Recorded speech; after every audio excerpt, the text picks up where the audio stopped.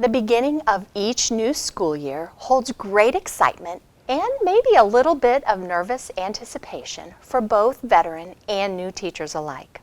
As teachers, our goal would be to use each moment purposefully as we're given the opportunity in the classroom. But sometimes we know if we don't have a plan for those moments, they may escape us. Developing a repertoire of transition ideas for both planned and unplanned events in the classroom that incorporate a variety of skills can be invaluable. I'd like to welcome you to a kindergarten classroom here at Pensacola Christian Academy. We are honored that you have chosen to be one of our summer seminar delegates this year. As we begin a practical discussion of ideas, tips, and tools for making minutes matter, we'd like to introduce ourselves. Before we do, you may be interested to know that there's about 100 years of combined educational experience. I know that's crazy, isn't it? And those years have been earned predominantly in a kindergarten classroom or as a preschool director.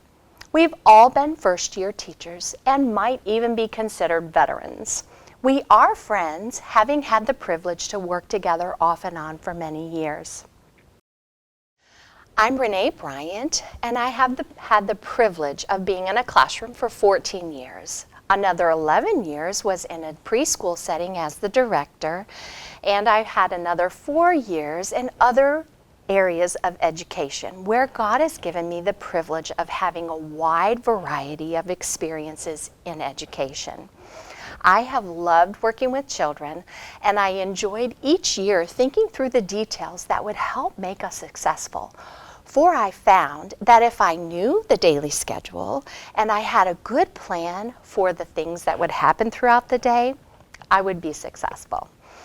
The ladies that are here with us have lots of experience, and they're going to take a few minutes now to introduce themselves to us as well. Kelly, let's go ahead and start with you. I'm Kelly Walker. I've had the privilege to teach for 16 years in K4 and K5. I also got the opportunity to homeschool my daughters for 6 years, and I've been the nursery director for the past 3 years. I love working with the little children and their parents as well. I'm Samantha Stewart, and I've taught here at Pensacola Christian Academy for 25 years. 22 of those years were in 4-year-old kindergarten, and I just completed my 3rd year in K5. I absolutely love teaching the littles. I call them my sweet peas, and I just love making learning fun for them from the beginning when they walk in that door until it's time for them to go home in the afternoon.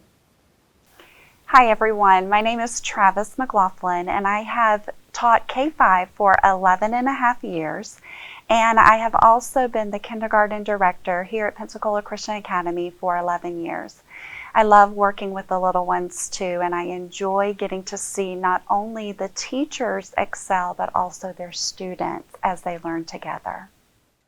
I'm so thankful to have each of you here with us today. I know that our summer seminar delegates are going to benefit greatly from this session.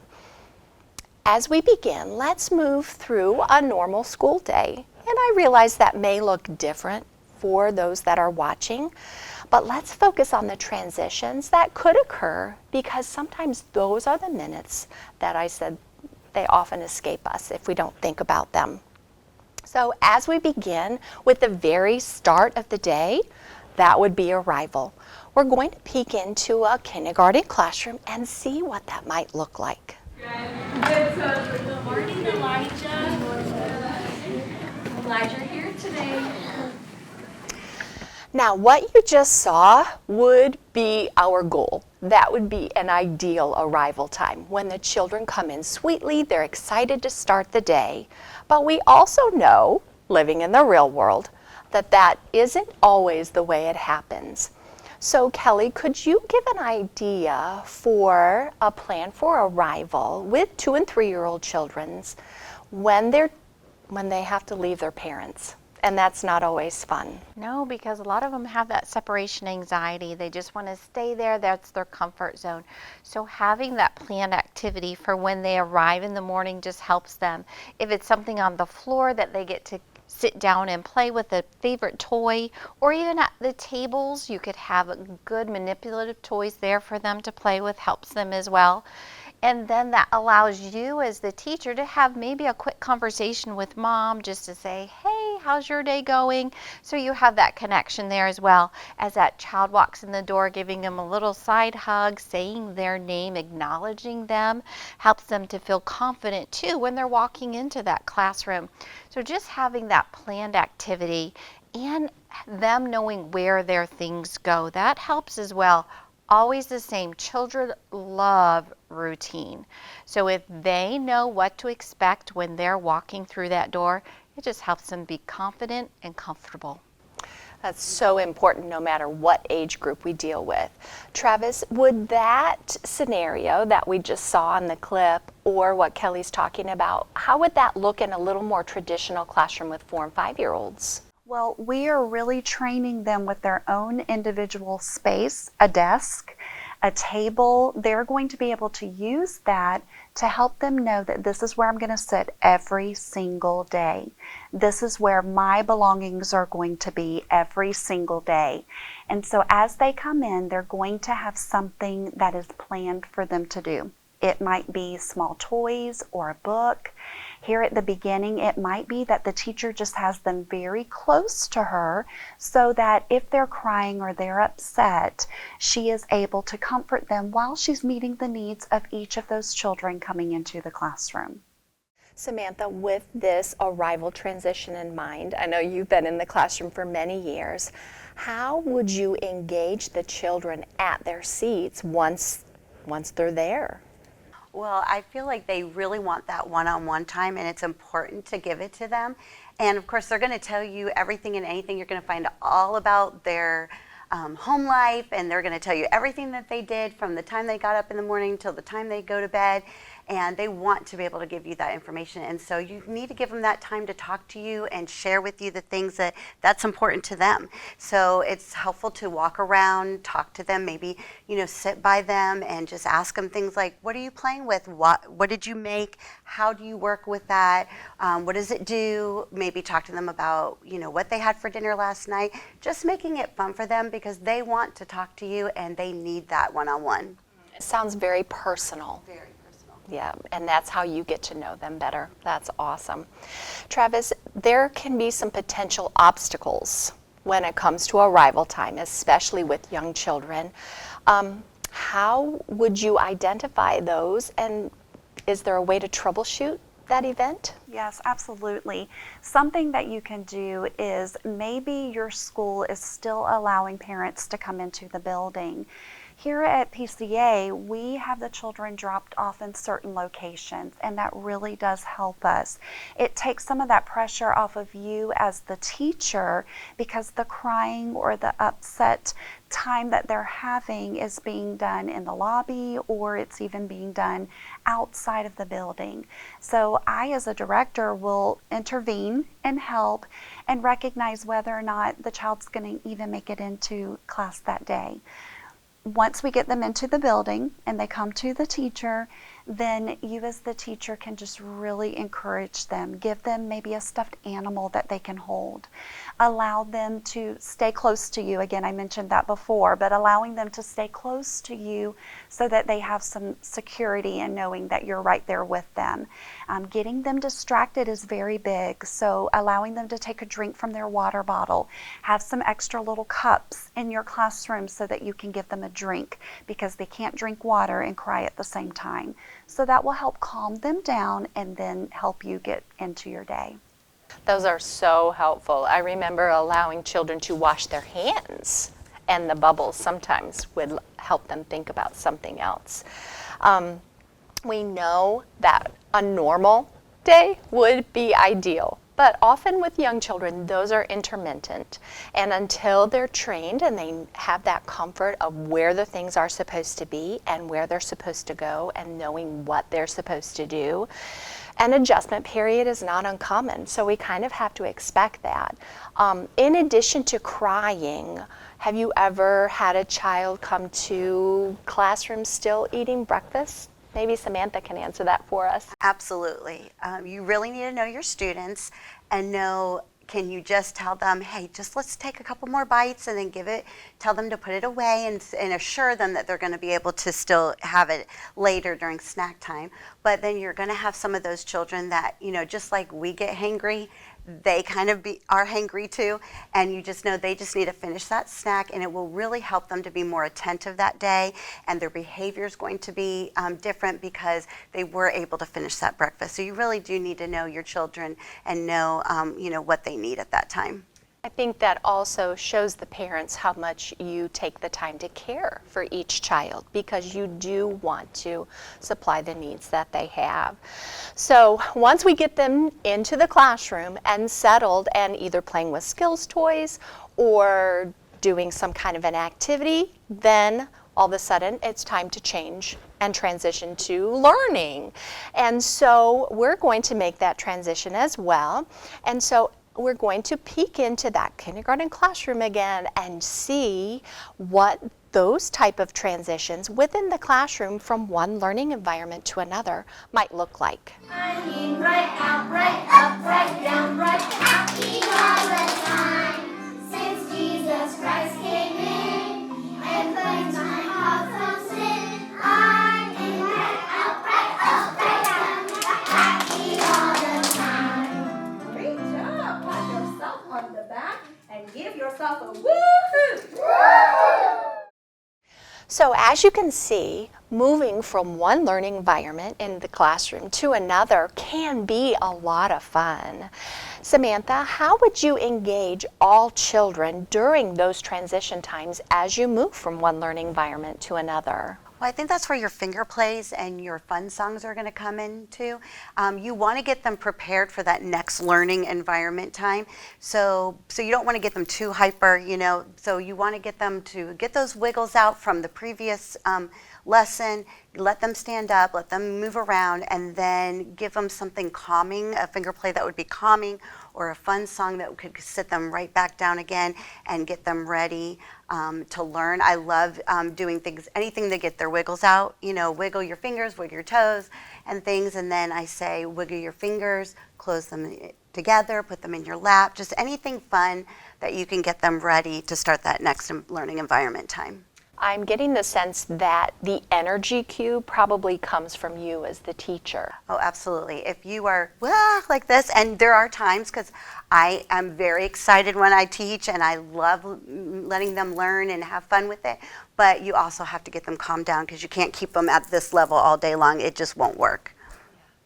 You have to know how to get them back, that's for sure. Travis, in those transitions from one learning environment to another, what would be the biggest obstacle that you might need to overcome? Some of these children have never been told no, or they've never been in a classroom setting, so they may be playing with toys and they don't want to stop and go on to the next part. So you have to really help them understand that what you're getting ready to do is just as fun as what they're doing. Now, they don't really think that, but we have to really help them understand. So sometimes it's just a matter of how you word things. You're learning your students here at the beginning. You don't know their personalities just yet. So giving them some heads up of, we're getting ready to start something else that's really fun. So we're going to put our toys away in just a few minutes, and giving them that's going to help them. Sometimes if they're just not ready to do it and they don't want to do it, keep going, keep moving on with the rest of your students, and allow that child to understand that this is what you're getting ready to do, but don't make it a battle right then and there. They're going to learn that, okay, in my classroom, this is what I need to do when my teacher tells me to do it. But we have to help them understand that here at the very beginning. Yeah, it's such a process sometimes. Now, I know after working with 2- and 3-year-olds for many years, Kelly, does that look any different from what Travis just referenced when you're working with children that are a couple of years younger? Not really. The biggest maybe is often they'll end up on the floor just because they have not learned that self-control yet. So sometimes as a teacher, learning it's okay, just kind of what she said, to walk away, give them their space, let them settle down, 9 times out of 10, if you don't give them that constant attention of please stand up, you need to stand up, and you walk away and they realize, oh, I'm going to go do that, they'll come join you. So really it's about the same. That's awesome. I know unexpected things can happen during classroom setting, the learning environment, like a fire drill. And that can be fun. Thankfully, we have a chance to practice those. Sometimes fire drills happen during nap time too. We'll talk about that in just a few minutes. But in addition to fire drills, maybe a child having an accident. Samantha, have you ever had that happen in your classroom, and how do you handle it? Absolutely. I think, first of all, you need to establish some classroom rules right there in the beginning. It's a silent signal, and I love to use those in my classroom because then it doesn't create that, oh, I need to go to the bathroom, I need to go to the bathroom, or I need a tissue, and it creates that, ripple effect. So I teach them right from day one that this means I have to go to the bathroom, so they just go. And then I can just keep teaching, and I can walk over, and if it's a tissue, I can just point without having to break up what I'm saying and keep that learning environment going. If they need a tissue, they go like this, and they wiggle their finger in the air holding their nose. And if they're going to be sick, I honestly tell them, if you really are about to be sick, you could just get up and run to the trash can. And so if a child feels like they're going to be sick, they can do that. If they happen to have an accident and then they run and tell you that they needed to go to the bathroom, then you have to just stop what you're doing and take care of that child. And so sometimes you're going to have to grab some paper towels and put it down on where they have had their accident. And then for us, I have a partner teacher next door, and so I would go get the partner teacher, have her stand in the middle, and then take that child down to the office so that they can get cleaned up and get back into our classroom. Mm-hmm. That's awesome. I know I used to, when I taught, often it was so easy to have the students with me during that learning time, that academic time, but it was the transitions where my class would fall apart. And if I lost them at that point, it was really hard sometimes to get them back. So having those things planned, those are invaluable. We're going to move from the transitions from learning environments into taking the students outside the classroom. We're pretty comfortable once we get established in the classroom, but when we have to leave that environment and go somewhere else, especially with very young children, that can be overwhelming. So let's watch a little clip of students leaving the classroom and see how the teacher engages them and helps them along the way. Leaders, take us up please to the fire extinguisher. Go all the way to the fire extinguisher.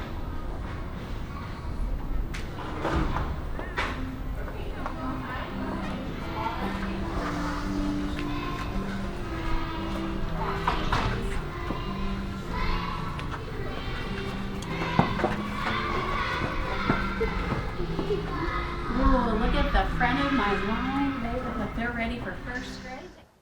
So once the children have gotten in line, and hopefully you've gotten everybody together and ready to go with you, how do you get them to travel happily? Travis, do you have a thought for that?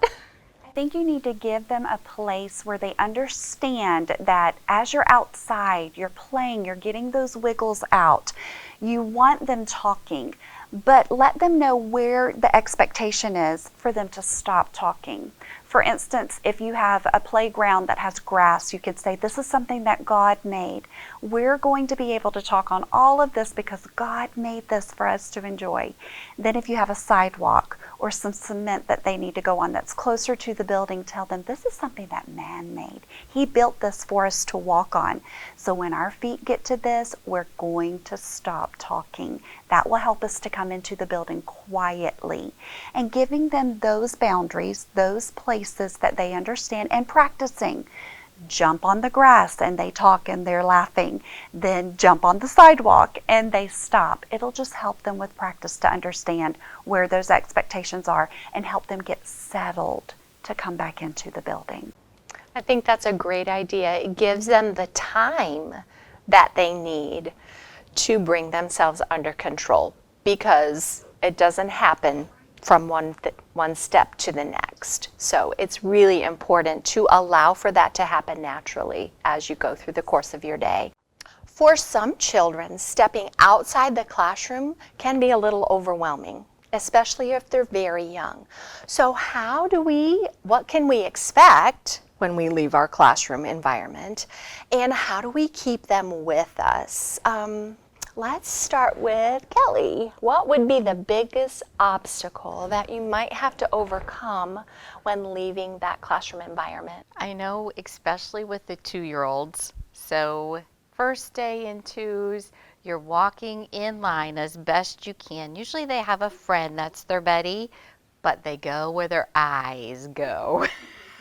So I'm looking at this over there, so that's where my body heads, and I'm dragging my friend along with me. So really, a lot of our ladies at the nursery love to sing as they walk. So if you're singing a song that at least engages their listening function, they can hear you even if their eyes are not on you. They can hear where you're at, and then you have a helper. So it's that guiding hand. Nope, look at Miss Norris. Let's go. Eyes on Miss Norris. Constant reminding sweetly though, and tell them where you're going, especially if you're going to the playground. We're going to go outside and play. So come on, let's go. And you're singing your little song and eyes on Miss Norris or Mrs. Walker, and you're helping them along the way. No, I remember teaching 4-year-olds and pulling the lines because I would walk backwards, and yes, they just can't keep their eyeballs in their head, can they, when they're that age, and they're trying to move along with you. Travis, would that look any differently for 4 or 5-year-olds? Well, you have to give them something to really look at, not just you, but pause and stop and let them see what it is. So you'll see in our hallways the different colors and the different things that may be there, the library or something like that. So give them a second and let them see what you're looking at. Now, this is where we're going, but we want to keep our eyes on the teacher so that you're safe, because this is a big building. And teaching them that, okay, they're going to watch. Then give them something to look at. A pinwheel. If you walk backwards and you're holding a pinwheel, the wind will blow it and they're just fascinated. So that was something that I will even give to first-year teachers to hold on to so that they can walk down the hall holding that pinwheel and keeping them with each other. But allowing them to be able to see what they're trying to look at will help you not to have to really fight to keep them together, because at first they're just going to be little blobs. You're not going to have a line. You have to work up to that. So giving them a buddy like they do with the littles, giving them somebody to hold a hand with, and then just keeping them together the best you can, not grabbing them and getting them into line, but just encouraging them to stay right there with you and moving slow. Everything needs to be slow. Yeah, I think at the beginning of the year, even before children come in the building, because for our delegates watching, your environment and the where you travel and how you travel might look a little bit differently than what we've been talking about.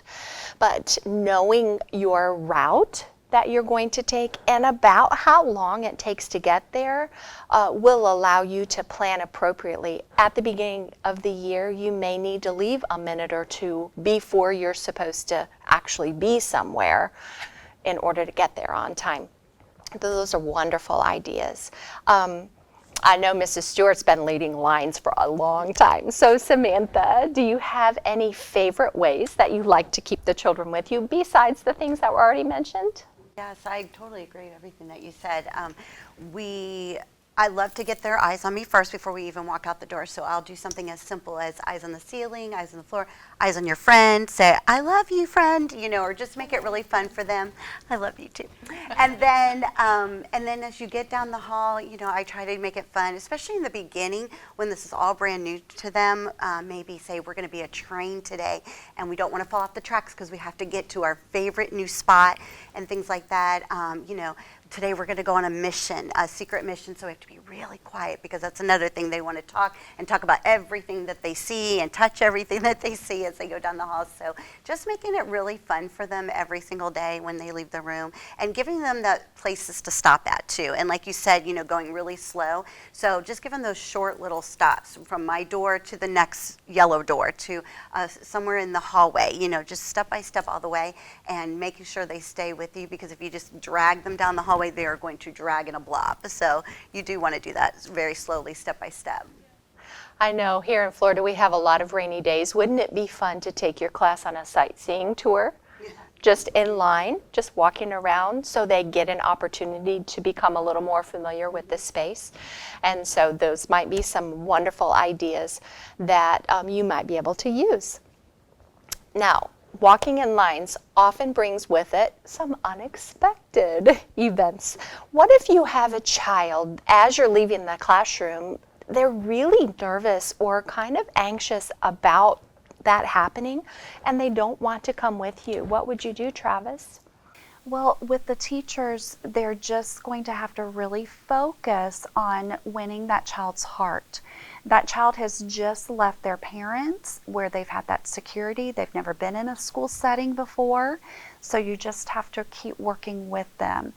You also have to recognize, is this because the child is fearful, or is it because they're being just obstinate? Working with knowing how you're going to help them, and then ask for help. I think often we tend to be fearful to ask for help because we don't want to bother our director, or we don't want to have to call for someone to help because we just want them to do it. But that's what your directors or your principals, your directors are there to help you. So ask for help and have that system with your administration to know how to get help if you have a child refusing to come, because you've got to keep moving. You can't have a child-centered class. So you've got to keep working with the other children that are in your care and then getting the help you need. It's not completely unusual to have a child that refuses to come. First of all, they may not know any differently because they haven't been in a classroom setting before, but knowing how to help them is really important. And I think those are really good points to just kind of take with us as we go. If we happen to be outside when something unexpected happens, a nosebleed, a fall, how do you get everybody with you? How do you take care of that kind of a situation, Kelly? Our playground is really close, and we always have others usually out there with them. And there's always two people. That's always safety. So the one teacher takes the child in that has the nosebleed or has fallen and got hurt, and then addresses whatever the problem is. Should you be out by yourself, I would say always have your cell phone with you so you're able to call somebody and get a hold of them. And that would be the best course. I would never leave your class alone just to take care of someone who is hurt, because they are all in your care. That's a very good point. Is there anything else around that transition from moving in an exterior to an exterior environment from the classroom? Being outside of the classroom, I used to feel really successful, especially at the beginning of the school year, if I got my class to the bathroom, to snack or lunch, back to nap, and home safely. Sometimes that constituted a successful day, and I was happy, especially at the beginning of the year when we're doing so much training. So just remember that it takes a little bit of extra time to help a child be comfortable and know what you're expecting, but it's well worth it, and take some of these tips and tools along with you. We just referenced being outside on the playground, and sometimes even in the classroom, the transition from playing to learning can be a bit of a challenge. I know Travis mentioned that a minute ago. They don't want to be done playing. So what can we expect, and how do we prepare for that to be successful? Because it can be. So let's start with 2- and 3-year-olds, because I know that's where we start learning those habits. What can we do to help a child stop playing and come back to a learning environment?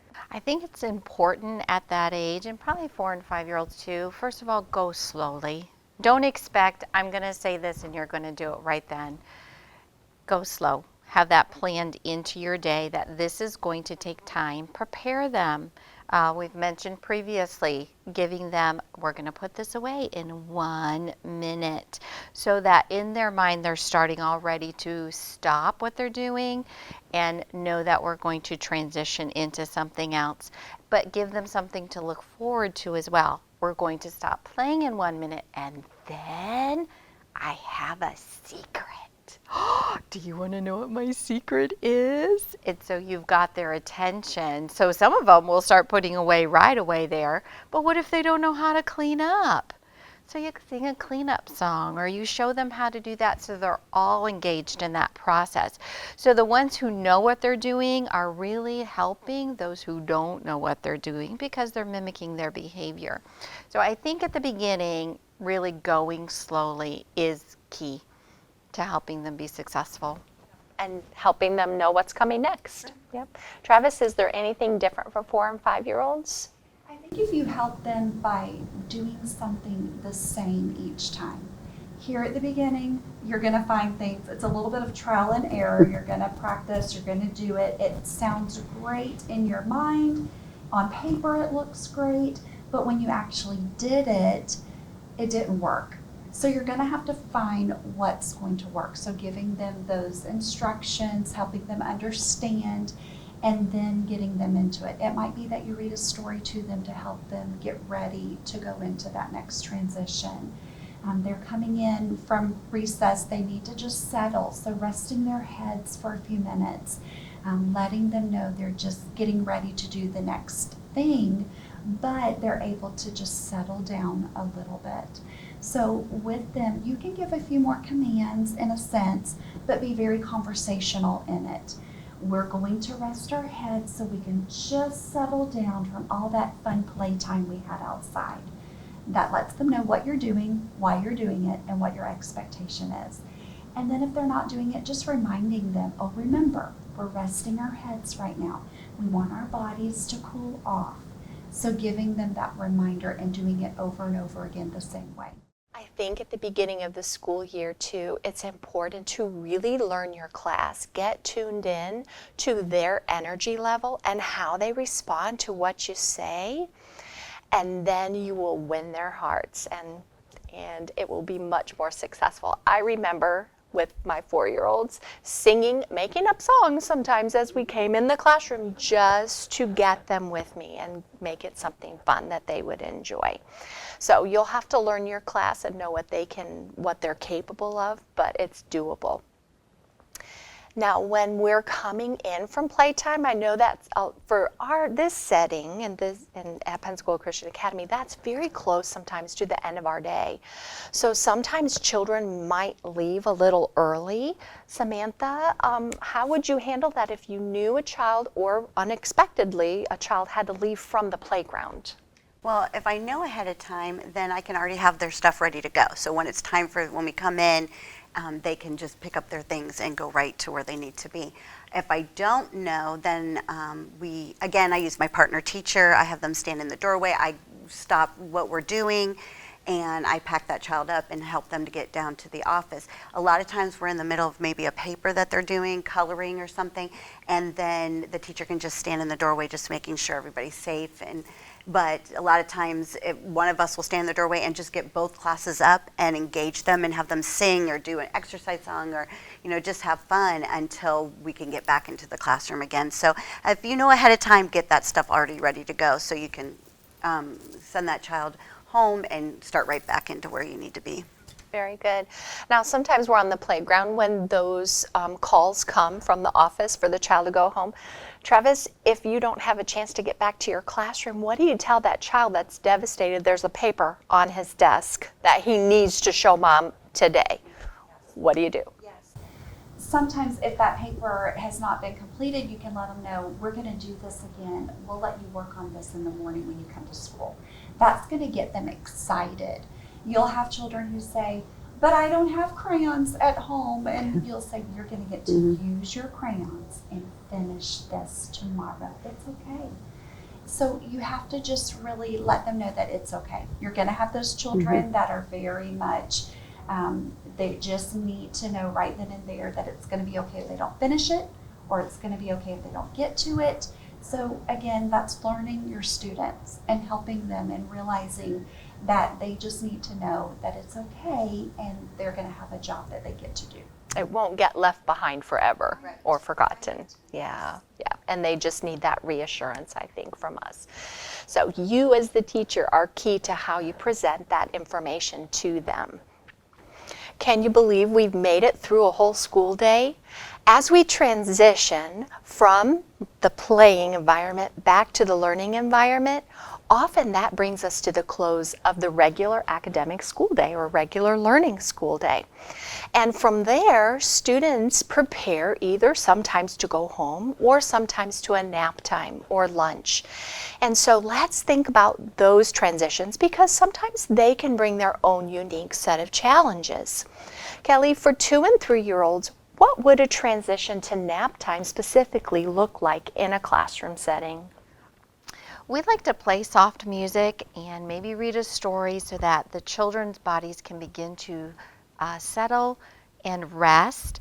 You're going to have those children who don't want to take a nap, so you're already reassuring them you're just going to lay down, you're just going to let your body rest.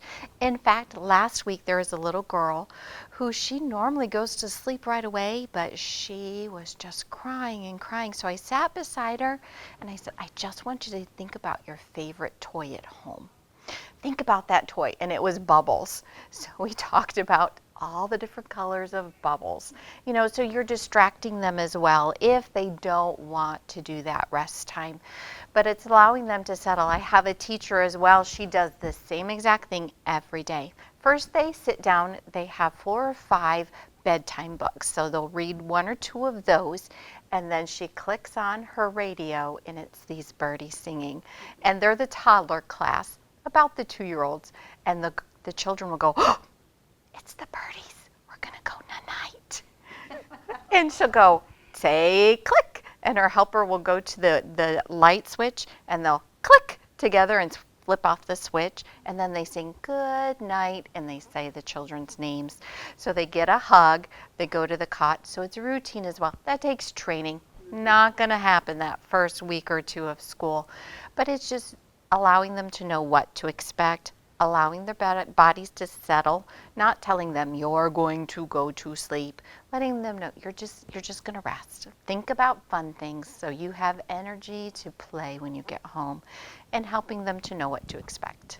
Oh, I love that. That's so fun. Travis, would that look any differently for 4 or 5-year-olds? I think with this age group, some of them are just so tired at this point because you're still transitioning from that morning nap that we do not have in the academic setting with kindergarten. And so with them, you're also needing to help them understand that the room's not going to be completely dark. That's something you want to point out. Also helping them understand that they are just resting, like you said. Their bodies are going to rest. Don't call it a nap time. Using terminology that's just going to help them be more prepared for something that's different. And even though you know it's nap time, they just understand that it's rest time. Giving them something that they can do when we turn all the lights back on. There's going to be something, maybe it's at the end of their nap mat, or it's a book, something that you have there, a little stuffed animal that's beside them that gets to nap with them. But just making it a fun time, making them understand that it's something we're all going to do. It might look a little different for others, but we're all going to do this at this time. That's awesome. So it's something they think this is just normal. This is what I do in my classroom. And I'm helping my teacher by resting. Their bodies get a rest, but sometimes their brains stay pretty active and they don't want to go to sleep. So Samantha, if you have a child that doesn't want to nap or fall asleep, how do you handle that? Well, I think we have to know that at 4 and 5, some of them just grow out of that nap time. As a mama, I know that with my own kids, and so I have a basket of snuggle buddies or stuffed animals, and we call them snuggle buddies. And so if they can lay still and quiet, because I tell them, I'm like, some of your friends want to go to sleep, so it's okay if you don't go to sleep, but you have to lay quietly. And a lot of times if you give them that snuggle buddy, they're going to fall asleep because they're snuggling. So I think that is just something fun that you could have in your classroom that would be a good something for them to do. Or give them some toys that are quiet toys, like little foam blocks or something that they can play with that will not distract the other children and want them to be able to play with toys. But a lot of times I'll say, okay, you have to lay here for a few minutes till everybody else goes to sleep, and then I'll give you those blocks. And sometimes that even puts them out too, and you don't have to worry about that. So just anything that you can use to help them to have be calm at least during nap time. Sometimes they just don't want to lay still. Yeah. So if you give their body a job to do, I remember having just students or children put their hands in their pockets. If their hands could stay still, then the rest of them would be able to stay still. And they do need that break. Some of the children at the end of the teaching portion of the day, they go home. And so would there be anything unexpected with a transition to home that might happen? Kelly, what do you think about that? Sometimes they're just having so much fun they don't want to leave. We have one little girl, she'll see her mama coming and she runs the other direction, because she's just having so much fun. But reassuring them what we're going to do the next day after they go home and spend some time at home. And then I'll be here. You're going to come back and see me and we're going to do whatever it is. So something to look forward to. There was one little guy in a 2-year-old class last year, and he had the same problem. So I try to be in the room about that time. So it just get him at the door with a book or something waiting for mom. So he didn't have to stop what the other children were doing, but that's having an extra body. That's not always possible. And then we got him in a good routine and he was fine. So sometimes it's just working with the little one, working with the mama, and helping them to know what to expect. Very good. Is there anything different for 4 or 5-year-olds that you might have done? Well, we have such a large number of children who may not be going home at that time. So they see that their friends are leaving, but they're staying because they're going to have their nap time, and we have to work with them too. So have everybody busy doing something. Set up at the very beginning of who those children are. Have them up towards the front of the room if you're going to have a dismissal from the back of the room or getting ready for nap time. But just having that plan put in place, and it will help them with that transition time. Very good. I know there were times when I had specific children really struggle, and giving them a job to do during that transition time helped give them a purpose for being there. And then it wasn't quite as difficult after a while because they developed habits and routines. I'm so glad that you've been able to join us for this session of Making Minutes Matter. You can see how important thinking through those details is and how they will help set you up for success in your classroom. Creating routines for expected transitions in your day will generate confidence for both you and the students in your classroom. Having tools ready for unexpected things that might happen, a child that's sick or has to leave early, will help both you and the students remaining in your classroom be successful as well. Because you have actionable plans for those moments, that will help your day go much smoother. Maybe you can relate to this. There were years that I found my classroom did beautifully, and I know I referenced that earlier, but they would do so well during those academic times. And if I didn't have a good plan, I would lose them during the transitions. And unfortunately, my day would get off track. So I would encourage you to think through some of the things that have been talked about here today. Take what you can use, make them your own, and we trust that you will have a wonderful school year.